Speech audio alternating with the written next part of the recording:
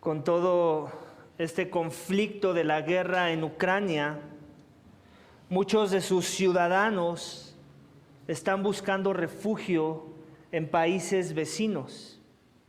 Y aunque son muchas las variantes que llevan a un refugiado, a una persona que necesita refugio, a decidir cuál será el país en donde pedirá refugio, me atrevo a decir que una de ellas, la que más resalta, es que será en un país en donde encontrará justicia, en donde él va a experimentar justicia, la justicia que no hay en el país de donde viene y por el cual él está buscando refugio en otro lugar. Por esta razón, no verás multitudes de ucranianos pidiendo refugio en Bielorrusia, por ejemplo, o en Afganistán, o en Corea del Norte, o en China, o en Cuba, o en Venezuela. Hacia allá no se van a abalanzar las masas de refugiados, las campañas de refugiados. Ya está bien sabido que esos países no se caracterizan por su justicia, por tener gobiernos justos, sino todo lo contrario. Es la injusticia lo que caracteriza a esas naciones que acabo de mencionar. Los países que recibirán peticiones de refugio serán aquellos que son caracterizados de manera muy general en buscar la justicia para sus ciudadanos. Ese mismo proceso de evaluación, iglesia, del cual yo te estoy hablando, en un contexto de guerra, de un refugiado que está experimentando injusticia en su tierra, es el mismo proceso de evaluación que se demanda de todo aquel que confía en Dios. Cuando la injusticia que traen otros hacia nuestra vida, entonces debemos de buscar refugio en alguien justo, en alguien más justo de lo que hay a nuestro alrededor. Alguien que va a poder hacer justicia ante la maldad que alguien esté trayendo hacia nosotros. Y no es sino hasta que entendemos, iglesia, que no hay juez más justo en todo el universo que Dios mismo, que entonces nos refugiaremos en Él ante las amenazas de nuestros enemigos, sin importar cuán grandes sean estos, ya que Dios en verdad puede traer justicia a nuestra causa. Él promete hacer esto. Pero cuando entiendo esto, entonces me refugiaré en Dios, sin importar quién es mi enemigo, iglesia. Sin importar si es un país poderoso como el ruso, o un gobernante de influencia aquí en nuestro país, o una persona con dinero. No importa. Si sabemos que el más justo de toda la tierra es Dios, es con Él en donde nos refugiaremos. Él siempre cumple sus estándares de justicia. El título de mi mensaje esta mañana, iglesia, tiene que ver con este tema precisamente. Dios es juez justo, refúgiense en Él los rectos de corazón. Dios es juez justo, refúgiense en Él. ¿Quiénes?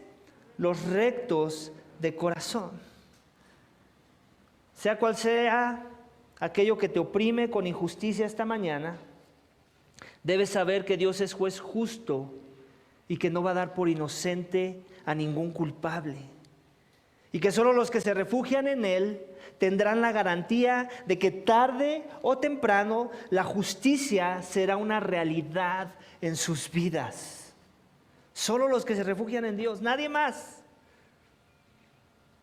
Así que no sé cuál sea el acto de injusticia que te tiene preocupado esta mañana, o qué herida del pasado sigue abierta debido a que no has podido ver la justicia, que la justicia prevalezca sobre la maldad que se ha cometido en tu contra. Sea lo que sea, Dios en Salmo 7, iglesia, quiere que sepas que si uno de los suyos, un recto de corazón, Él traerá justicia a tu causa. Ya que no hay juez más justo en toda la tierra que no sea Él. Mi mensaje tiene 5 subénfasis, iglesia, esta mañana. Cada uno de ellos es una etapa en el proceso de reflexión de aquel que busca refugio y su justicia la encuentra en Dios. mientras avanzamos en el texto, quiero que veas cada uno de estos subénfasis en los que he dividido el texto como una guía reflectiva que Dios te está dando en este salmo para que la adoptes como un guión, algo así como un acordeón, para que sigas en esos momentos cuando estás buscando que Dios juzgue a los hombres por la injusticia que están cometiendo en tu contra. Ya lo había dicho antes, la mayoría de los salmos son eso, son como un proceso de reflexión. Es como Dios diciéndonos, estás en esta etapa de tu vida, te está pasando algo similar, se asemeja a esto, al sentir que tienes en este momento. Tal vez estás parado aquí, pero la idea es que estés parado acá. Y normalmente los salmos terminan en el lugar donde Dios quiere que estemos parados después de haber experimentado la situación con la que inicia el salmo. Así que vamos a ver el primer subénfasis de nuestro texto esta mañana, versículos 1 y 2 del Salmo número 7. Versículos 1 y 2, acompáñame. Dice, Sagión de David, que cantó al Señor acerca de Cus, el benjamita. Oh Señor, Dios mío, en ti me refugio, sálvame de todo el que me persigue y líbrame. No sea que alguno desgarre mi vida como león y me despedace sin que haya quien me libre.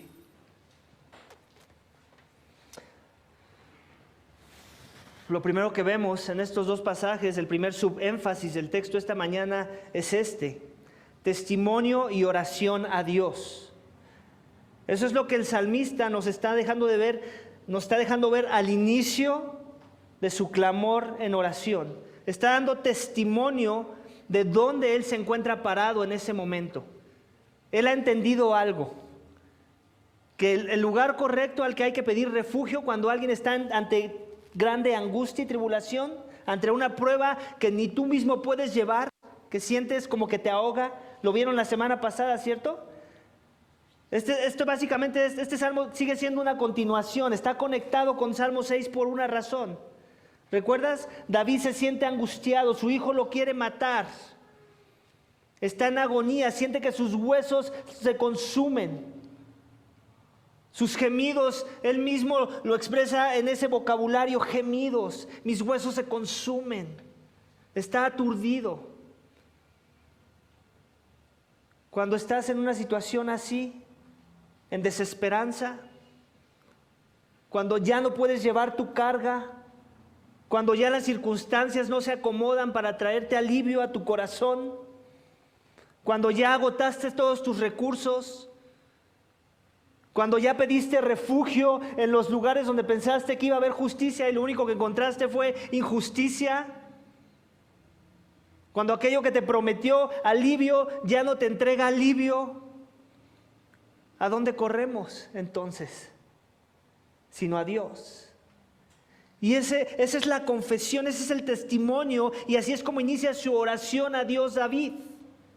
Dice, oh Señor. Al igual que la semana pasada, vemos que reconoce que tiene a un Señor, a un soberano. Y aquí nuevamente vemos ese lenguaje, oh Señor, Dios mío. Alguien supremo que está por encima de él. Y luego hace esta declaración, en ti me refugio. Ya entendí. Es en ti. Si no es en ti, ¿en quién? Todo lo demás me ha fallado. Mis propias fuerzas, mi propia sabiduría, aquellos poderosos que decían que me iban a ayudar, no me han podido ayudar. Necesito venir al que sí promete, al que sí cumple lo que promete. Y ese es Dios, el juez más justo, el único justo en la tierra. Así que aquí está mostrando verdadera sabiduría David. En su debilidad, ante su angustia, se refugia en Dios. Esa es la sabiduría que viene de lo alto, iglesia. ¿Te consideras un sabio esta mañana? Déjame te hago esta pregunta.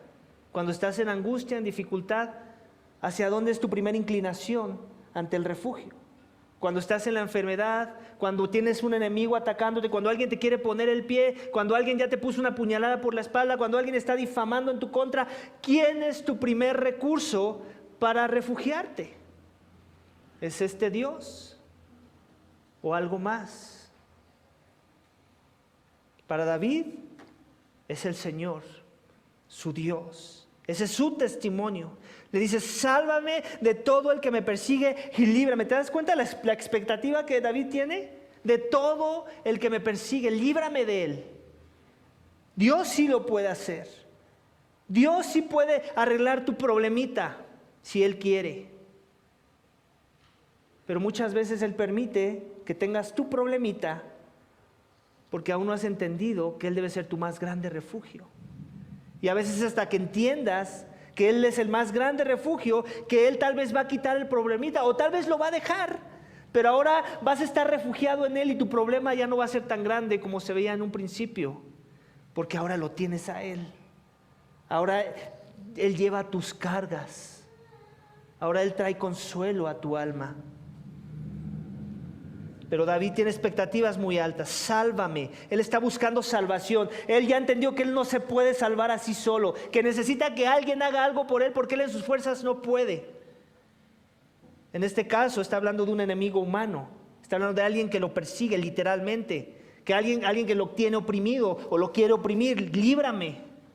No sea, y luego usa un tipo de ilustración, como una exageración, como que un lenguaje poético para que nos ayude a entender cómo se siente. ¿Recuerdas cómo es que David se dio a notar ante Israel?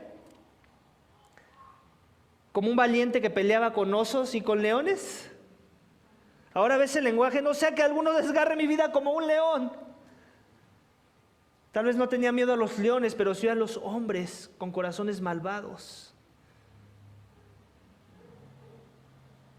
No hay nada más temeroso. Muchas veces me da risa que tenemos miedo a lo sobrenatural y tenemos miedo a las cosas ocultas y a los demonios. Y no que no hay que tener miedo a esas cosas, pero hay todavía algo más palpable que deberíamos de tener miedo, y es nuestros propios corazones, cuando estos no han sido transformados por Dios, cuando no han sido regenerados por su palabra.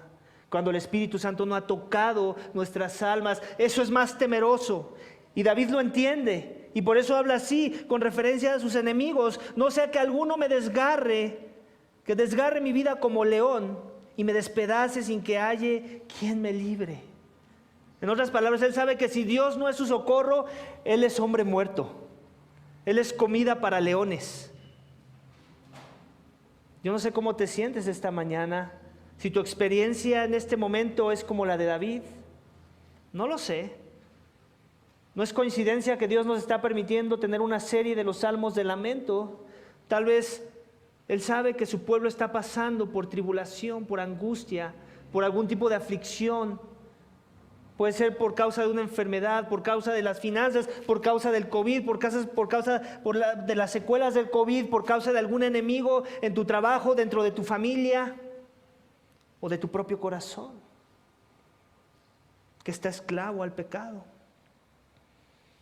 Dios quiere que transiciones como David y que entiendas que tu más grande necesidad es la de encontrar refugio en Él, para que en Él encuentres salvación, sin importar cuál sea la causa de tu aflicción esta mañana.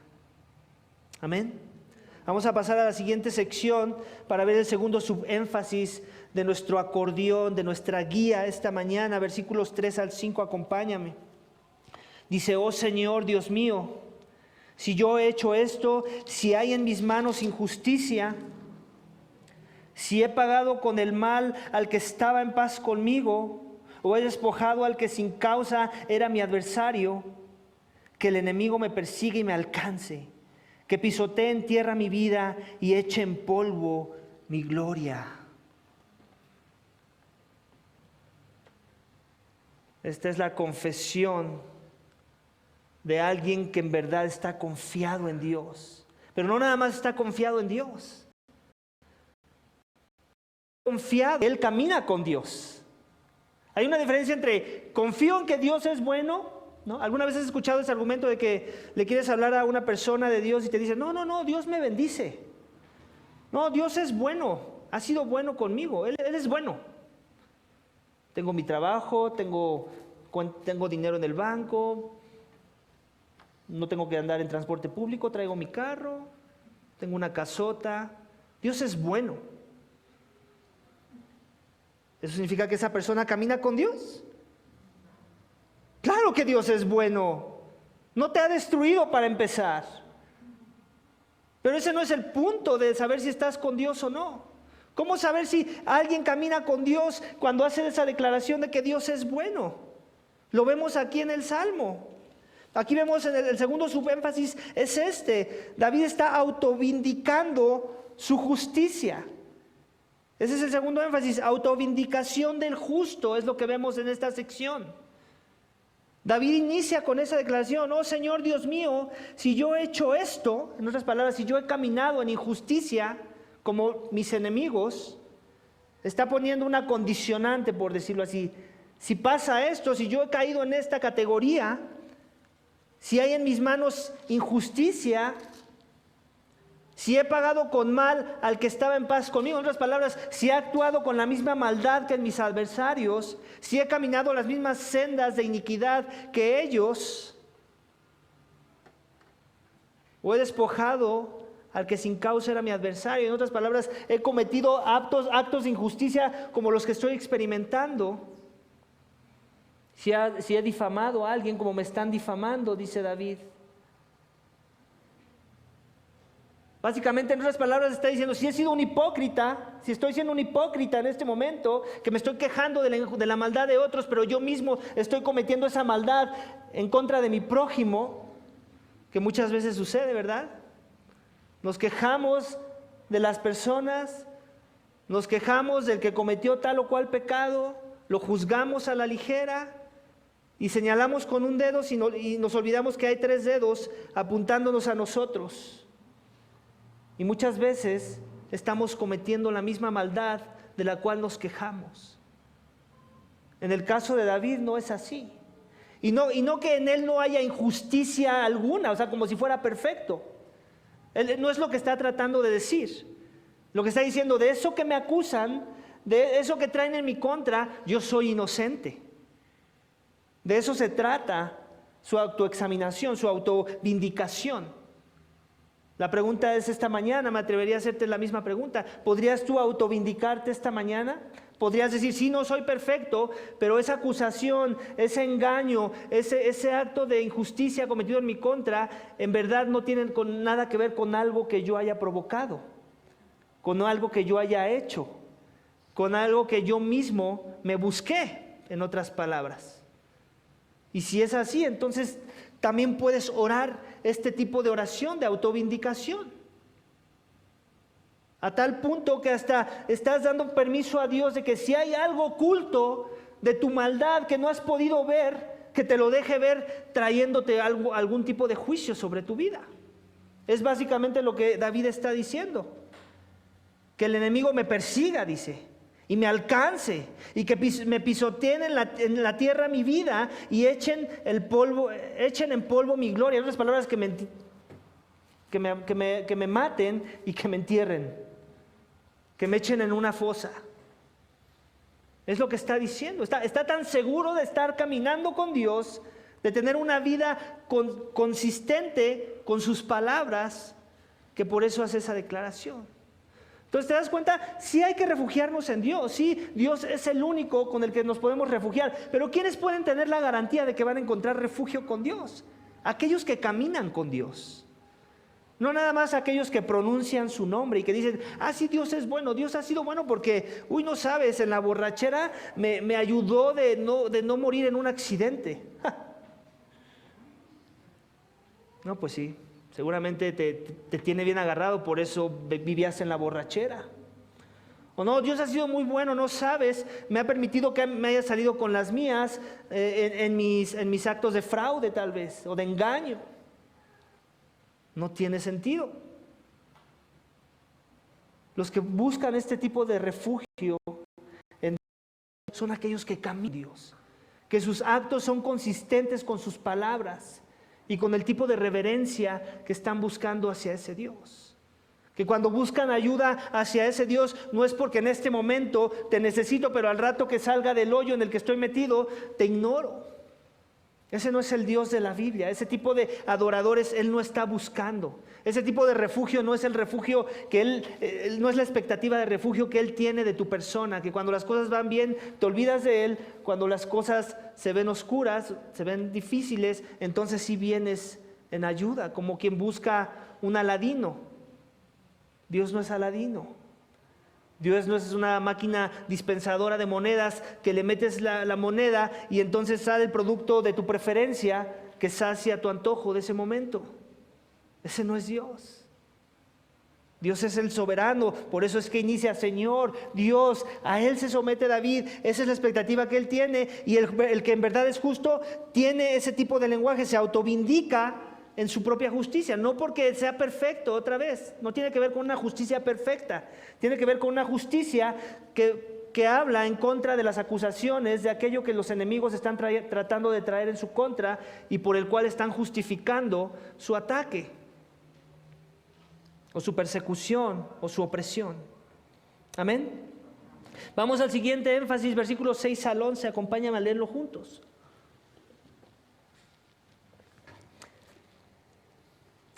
Dice, levántate, oh Señor, en tu ira. Álzate contra la furia de mis adversarios. Y despiértate en favor mío. Tú has establecido juicio que te rodee la asamblea de los pueblos y tú en lo alto regresas sobre ella. El Señor juzga a los pueblos. Júzgame, oh Señor, conforme a mi justicia y a la integridad que hay en mí. Que se acabe la maldad de los impíos, pero establece tú al justo, porque el Dios justo prueba los corazones y las mentes. Mi escudo está en ti, Dios, mi escudo está en Dios que salva a los rectos de corazón. Dios es juez justo y un Dios que se indigna cada día contra el impío.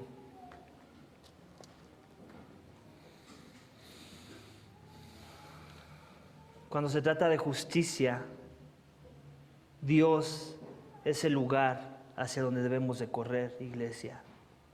No hay juez más justo en toda la tierra que Dios mismo.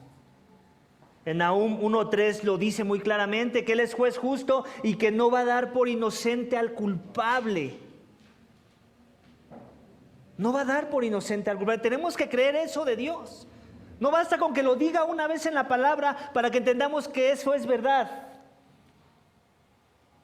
Que Dios es juez justo, y el problema que tenemos es que no solamente lo dice una vez, lo dice muchas veces y de muchas formas, con otras palabras que son sinónimas también, como recto, como justo. Aun cuando dice que es amor, su amor es un amor justo. Aun cuando dice que Dios es santo, su santidad es justa. Todo tiene que ver con su justicia. No puedes apartar ningún atributo que Dios es de la justicia misma que Él tiene en su persona, como un ser íntegro.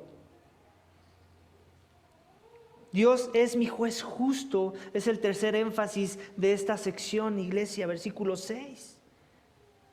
Y David sabe y está expectante de la justicia de Dios, y por eso hace esta declaración, que es una fuerte declaración. Levántate, oh Señor, en tu ira. Para aquellos que no creían que Dios se airaba, que solo Dios es amor. Sí, Dios es amor, pero también Él es ira. Él se aira en contra de la maldad, de aquello que no es amor. Entonces, esta es la petición de David ante su agonía, ante la necesidad de ser rescatado por esos que lo oprimen, que quieren la muerte de su persona. Dice, levántate, oh Señor, en tu ira, álzate contra la furia de mis adversarios. En otras palabras, págales con la propia moneda. Dales una probadita de su propia medicina, pero en una perspectiva, no con la maldad la ira que Dios tiene no lo distingue la maldad, sino su bondad, su amor, su misericordia. Eso es una perspectiva distinta de ira, no la ira de los hombres corrompida, sino una ira santa. Ese es el tipo de ira que David quiere que caiga sobre sus adversarios. La ira de un Dios santo airado por el pecado de los hombres. Le dice que se despierte en favor suyo, como si Dios estuviera dormido. No es necesariamente eso que está pensando David, pero ese es el lenguaje que él usa. Como diciendo, desde mi perspectiva pareciera que has estado dormido todo este tiempo, Dios. No entiendo muy bien por qué estás permitiendo que hasta este punto lleguen las cosas, pero despiértate ante la maldad de mis enemigos.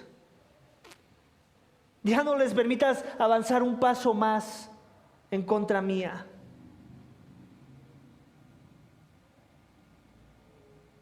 Tú has establecido juicio. Reconoce que el juicio le pertenece a Dios. Que si alguien va a juzgar a los hombres en esta tierra, no son sus enemigos, ni siquiera es Él mismo, es Dios el que juzga a los vivos y a los muertos. El juicio le pertenece a Dios. La venganza es de Dios. El juicio es de Dios. Eso lo entiende David. Que Dios es juez justo. Pero lo ve como su juez justo. ¿Te das cuenta? Mi Dios, mi favor. Dice que te rodee la asamblea de los pueblos. ¿Aquí de qué asamblea está hablando? La de sus enemigos, los pueblos.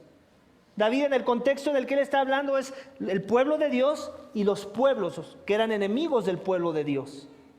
En este caso, también estaba metiendo dentro del grupo de los pueblos aquellos de su propia nación que lo rodeaban, incluyendo a su propio hijo.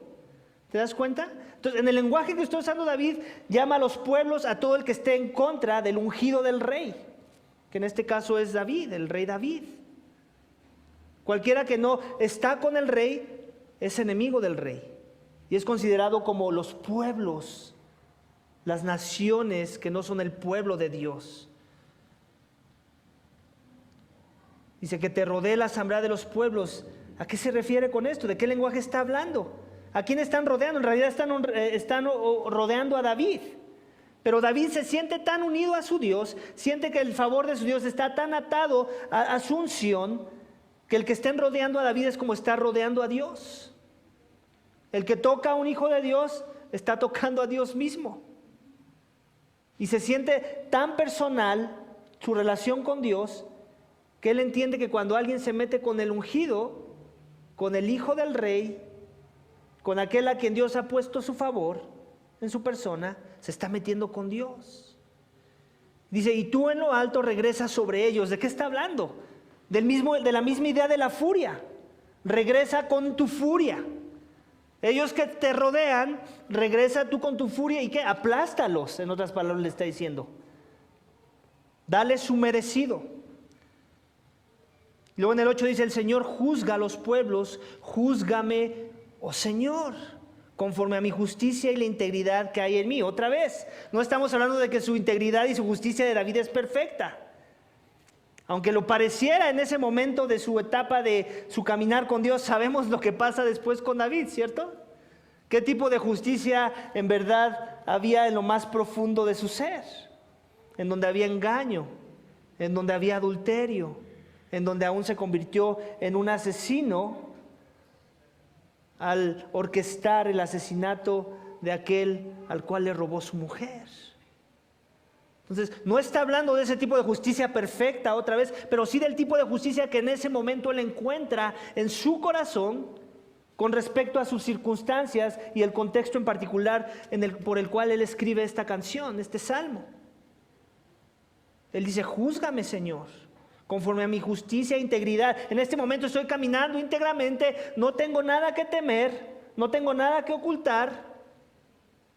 Júzgame a mí si yo estoy en lo malo, pero también júzgalos a ellos, porque tú eres el que juzgas. Dice que se acabe la maldad de los impíos, pero establece tú al justo.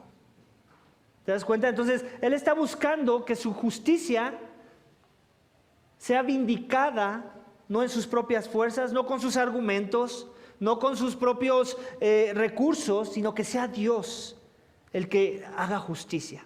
Que sea tan claro como el agua, que cualquiera que lo voltee a ver en un futuro y diga, mira qué bien que está David, pueda decir, fue porque se refugió en su Dios.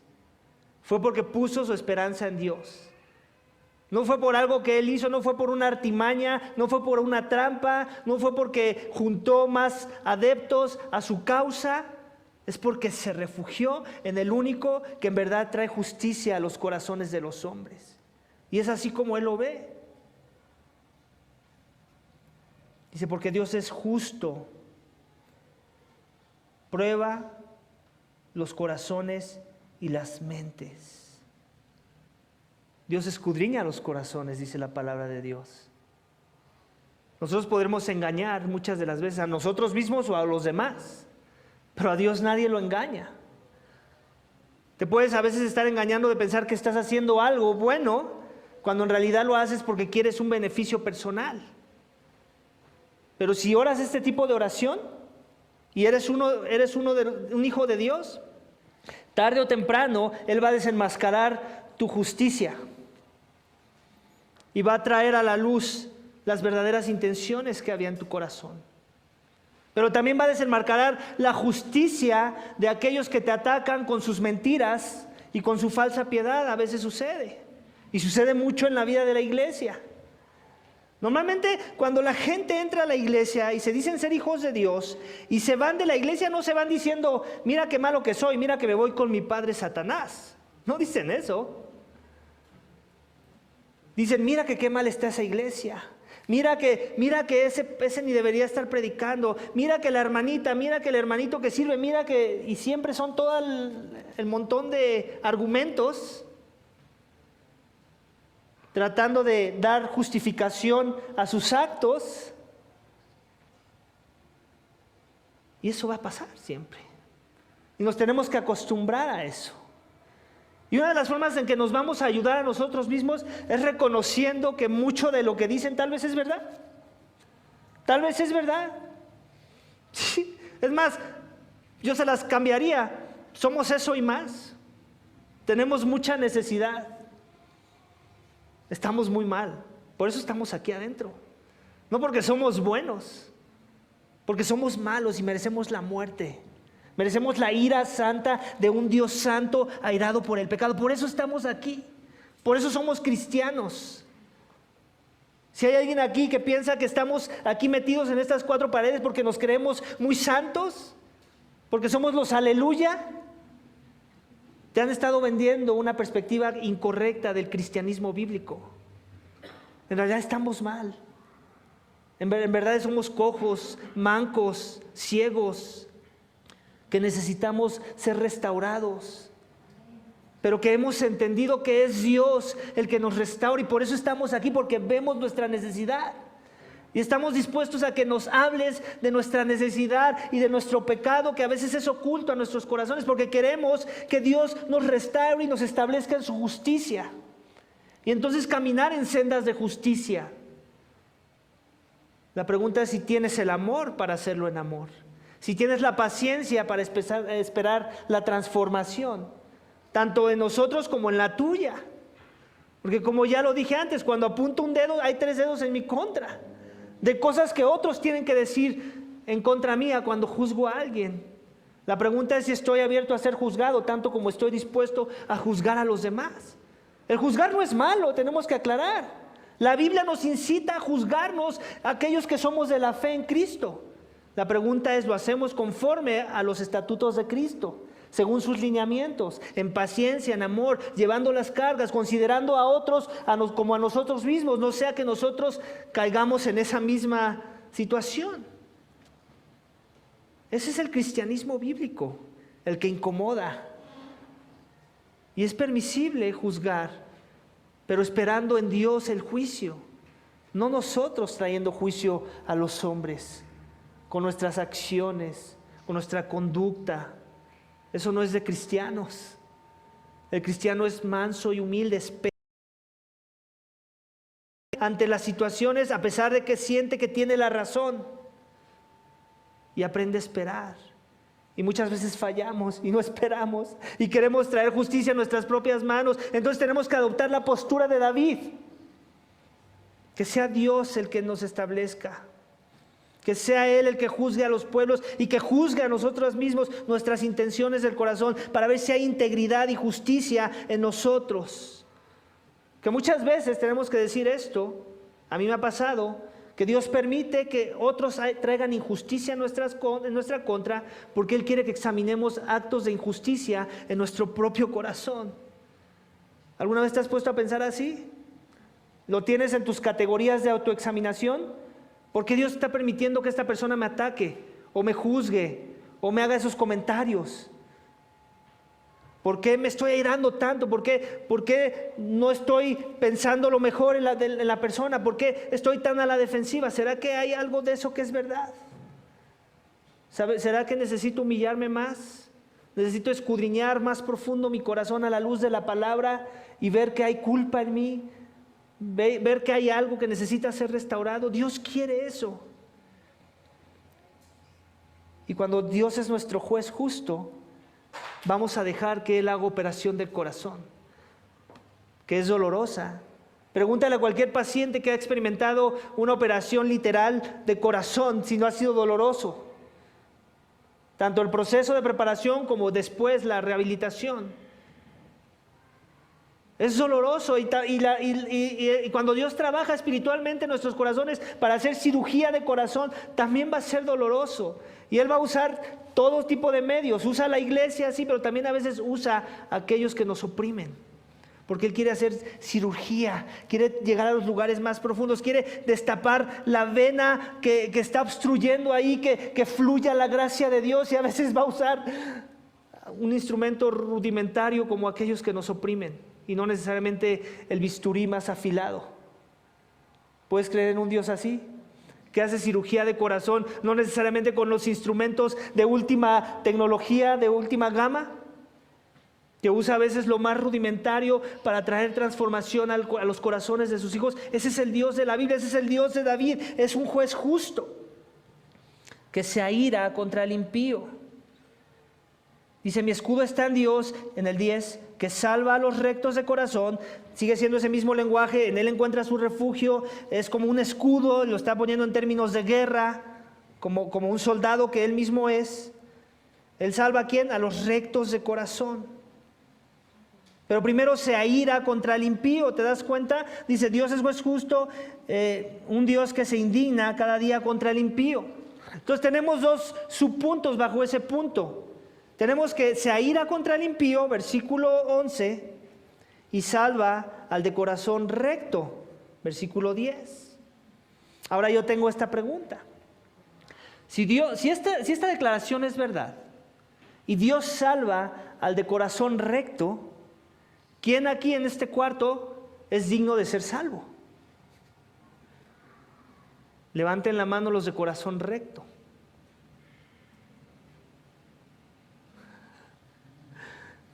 Esa es la trampa de la religión. ¿Te das cuenta? Voy a cambiar la pregunta. ¿Quiénes han confiado en Jesús como su Señor y Salvador y se han rendido a su soberanía, a su persona? Levanten la mano. Entonces dejen levantado la mano los de corazón recto. Ese es el punto. Nadie es de corazón recto desde una perspectiva donde Dios examina con lupa de perfección, pero aquellos que han puesto su esperanza en Jesús son de corazón recto.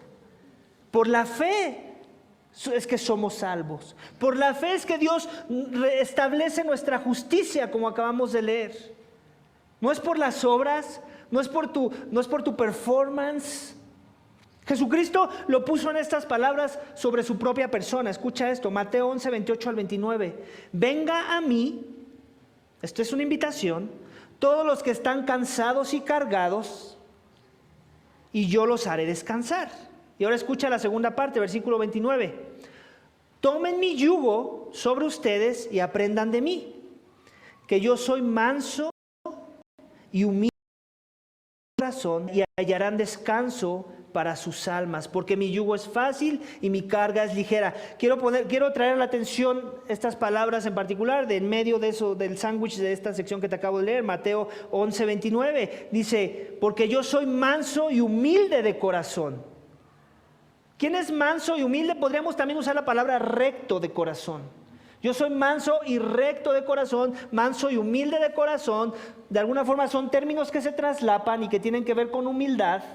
Cuando alguien es humilde, es alguien recto ante los ojos de Dios. Alguien que se alinea al carácter de Dios, que es el ser más humilde de toda la tierra. Entonces, cuando aquí regresemos un poco a nuestro salmo y dice, versículo 10, mi escudo está en Dios, que salva a los rectos de corazón. ¿A quiénes salva? A los que obedecen al llamado de Cristo en Mateo 28 y 29. Aquellos que cuando Él dice, ven a mí, vienen a Él. Aquellos que reconocen que tienen una carga, que están cargados de pecado, que están cargados de iniquidad, que están cargados de problemas, que están cargados, vienen a Él. Que reconocen que hay una carga y que hay enemistad con Dios y vienen a Él.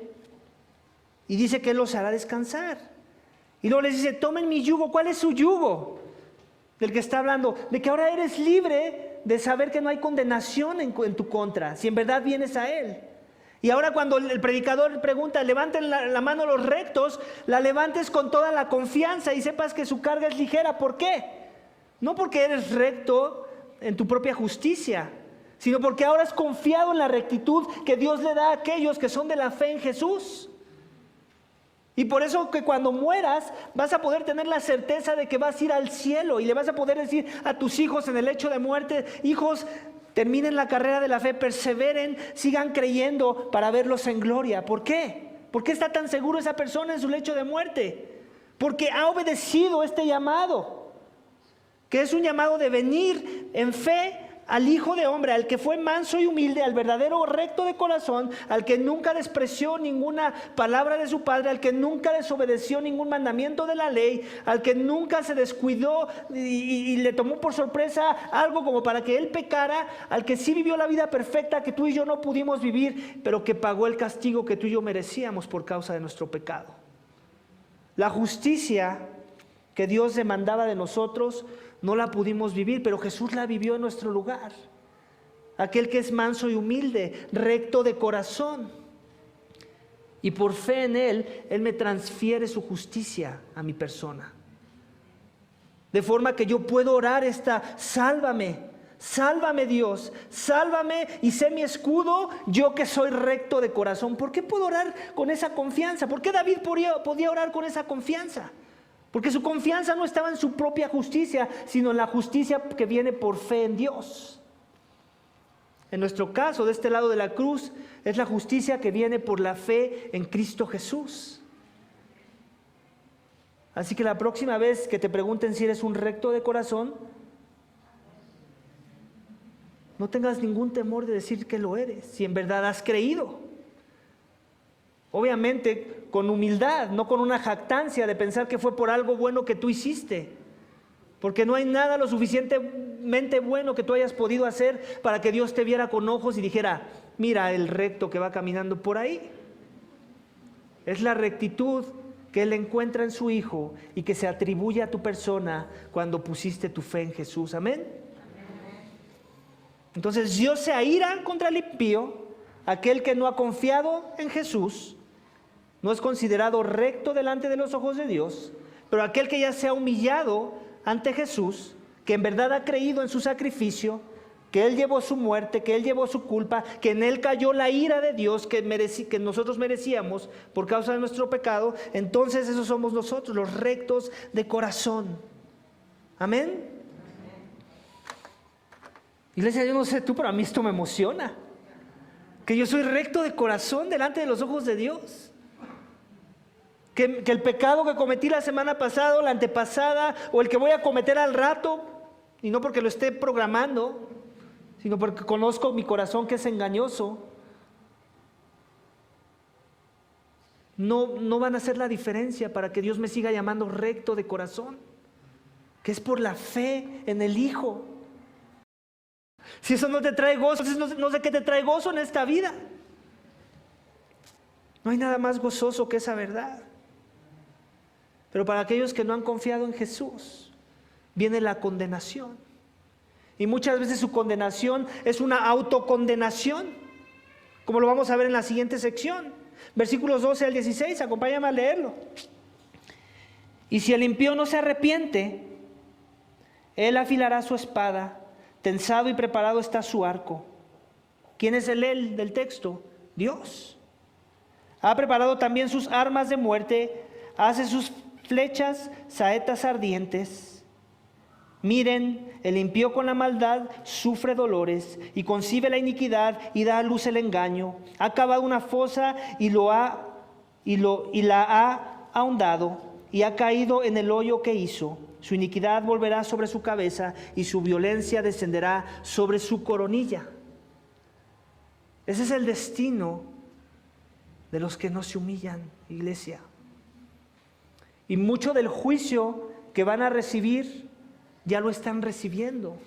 Muchas veces el impío, el que no se ha humillado ante el Evangelio de Cristo, ante las buenas nuevas de salvación que Dios promete a través de su Hijo, piensa que su castigo está postergado en aquel día, el día del juicio, si es que creen en el juicio.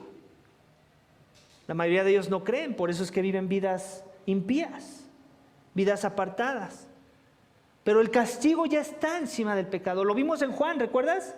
Aquel que no ha creído en el Hijo, la ira de Dios está sobre él. No estará sobre él.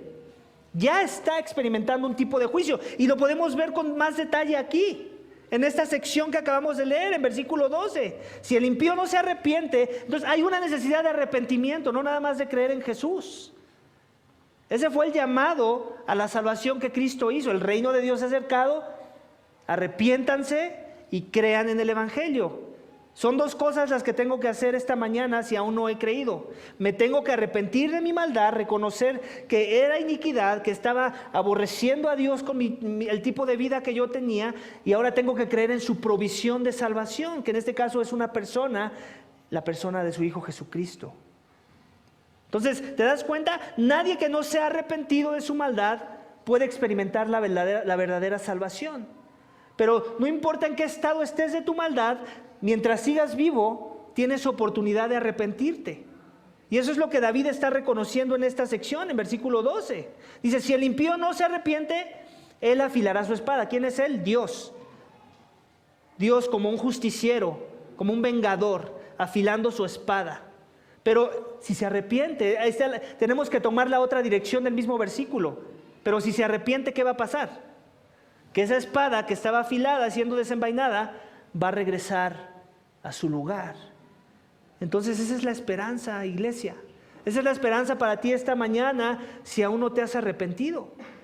Dios te está llamando al arrepentimiento, a que experimentes la verdadera salvación de tu alma. Si eres un impío, si aún no te has doblado tu rodilla a Jesús, si aún vives para tus propios medios egoístas, para tu propia gloria, para tu propia agenda de vida, Cristo te está invitando esta mañana a través del Salmo 7 a que te arrepientas, o si no, Él va a afilar la espada y Él ya tiene tensado el arco. El arco ya está apuntando a ti. Y Dios lo puede dejar de tensar en este momento si te arrepientes en verdad. Si reconoces que necesitas un Salvador esta mañana, si reconoces que tus buenas obras no son lo suficientemente buenas como para ganar el favor de Dios. Él dice que ha preparado sus armas de muerte y hace sus flechas saetas de ardientes. Es el mismo lenguaje, es la misma idea de condenación, de sufrimiento. Vas a ser perforado por su furia si no te arrepientes. Dice, miren, el impío con la maldad sufre sus dolores. Es de lo que te estaba hablando hace rato. Muchas veces pensamos que el juicio de Dios es en aquel día, cuando Él viene, pero muchas veces el juicio ya está siendo experimentado con la misma maldad de los corazones de aquellos que cometen iniquidad. Sus propios actos de injusticia, su propia maldad les va a traer consecuencias, y las consecuencias de su maldad ya es una forma de juicio sobre sus corazones. Y muchas veces ese tipo de juicio también lo tenemos que experimentar aquellos que ya hemos confiado. Tal vez ya eres salvo, tal vez ya Dios te justificó por la fe en Jesús, pero las consecuencias de tu pecado a veces todavía quedan. Ese pecado te trajo enfermedad y tal vez vas a tener que vivir el resto de tu vida con una enfermedad. O te trajo una enemistad en contra de algunas personas, vas a tener que vivir tal vez con esa idea de vivir en enemistad con esas personas por causa de tu pecado, por causa de la maldad cometida en el pasado. Ese es un tipo de juicio. Cuando Dios te entrega a tu maldad, lo vemos en Romanos 1, también es un tipo de juicio. Cuando Dios ya entrega a alguien a su maldad, alguien que dice, yo quiero esto, no sé, yo quiero sexo, lujuria y todo, y Dios entrega a la persona a su maldad, esa persona piensa que está en su mejor etapa de su vida, cuando en realidad está en el lugar más bajo, porque Dios ya refrenó todo medio de gracia. Y estoy hablando del pecado de la lujuria y de la inmoralidad sexual, pero puede ser cualquier otro tipo de pecado. Puede ser el dinero, cuando la persona se hincha de dinero y no se sacia con dinero y lo único que piensa es dinero, en negocios y en acumular más riquezas. Dios ya lo entregó a su maldad. Ya está experimentando un tipo de juicio esa persona. Aunque tal vez a los ojos de los hombres le está yendo muy bien, a los ojos de Dios, Él ya está experimentando el tormento de un juicio que le va a traer dolor y sufrimiento, como lo vemos en el texto. Dice, mire el impío con la maldad con la maldad sufre sus dolores y concibe la iniquidad y da luz al engaño. ¿Te das cuenta? Es un proceso. Cuando estamos caminando en iniquidad, cuando estamos fomentando el pecado en nuestras vidas, ese mismo engaño, esa misma maldad nos va a traer dolores y sufrimiento. Luego en el 15, ha cavado una fosa y la ha ahondado y ya ha caído en el hoyo que hizo. Sigue siendo la misma idea de todo lo que ha maquinado, todo lo que ha acumulado, toda la maldad que ha cosechado, tarde o temprano lo va a hundir, lo va a ahogar y esa cosecha de maldad lo va a consumir. Es esa misma idea. Ponte a pensar en un Putin, por ejemplo. Vladimir Putin ahorita piensa que está en la cúspide de su carrera, piensa que esto que él está haciendo en contra de Ucrania va a ser lo va a poner en los libros de historia, y no sabe que es lo más probable es que está cavando su propia tumba. Y va a terminar en un lugar más oscuro del que ya está y que nunca se hubiera imaginado. Es algo parecido. Y la historia nos lo deja ver. Pregúntale a Hitler, pregúntale a otros tiranos del pasado, cómo terminaron. Si no suicidándose, siendo linchados. ¿Por qué? Porque su propia maldad los consumió. Aquellos que ellos fomentaron a su alrededor, últimamente terminó consumiéndolos a ellos también. Y así es la condenación que Dios trae en contra del impío. Pero está la esperanza. ¿Te das cuenta? Es un lenguaje fuerte, pero inicia con esperanza. Arrepiéntete.